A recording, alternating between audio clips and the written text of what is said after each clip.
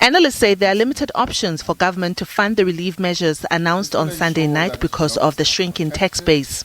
They're also looking at more innovative ways of funding it as well. So they're looking at potentially seeing some sort of tax rebate as well, via the ETI program, and that essentially is allowing some relief to be flowed through from funds that have yet to be collected. So we're borrowing from our future.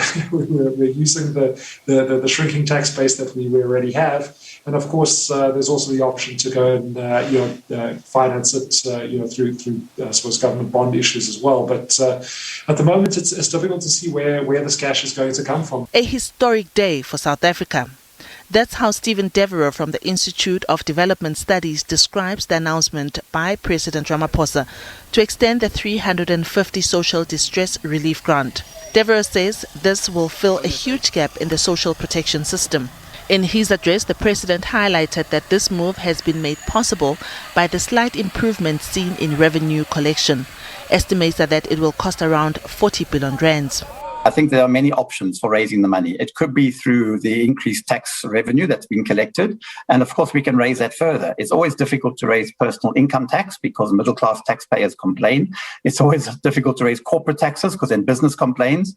And of course, if you raise VAT, then the poor also suffer badly from that.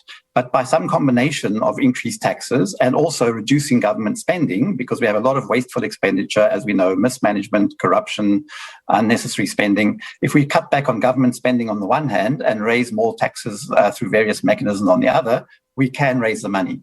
Another important announcement that seems to have hit the right notes is the reprioritization funding for SMMEs affected by the pandemic through a once-off business survival funding mechanism.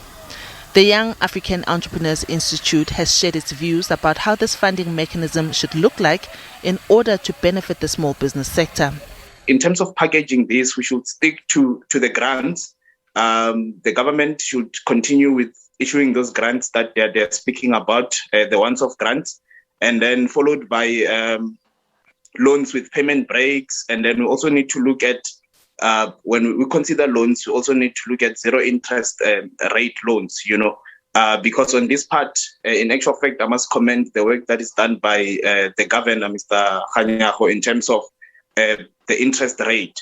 Because if we speak of supporting SMEs or even startups in terms of financing, it should be something that the government should take into high consideration. Soweto-based short-distance fleet business was burnt to ashes, leaving nearly 20 staff members jobless.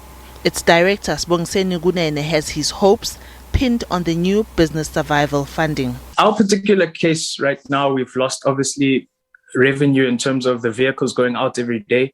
So we'd need to replace those vehicles, of which we were still paying for some of them. So an interest-free, debt-free loan would be great in our particular case, just so we could get back on our feet, get the vehicles back onto the road, and get the admin staff back into their offices. FNB has also announced that it will avail a range of relief measures to affected individuals and business customers. These include payment breaks on capital and the replacement of speed point devices that were lost, stolen or damaged at no charge. The Minister of Finance, Tito Mboweni, will also on Wednesday brief the media to unpack the President's announcements. Liabo Setho, SABC News, Johannesburg.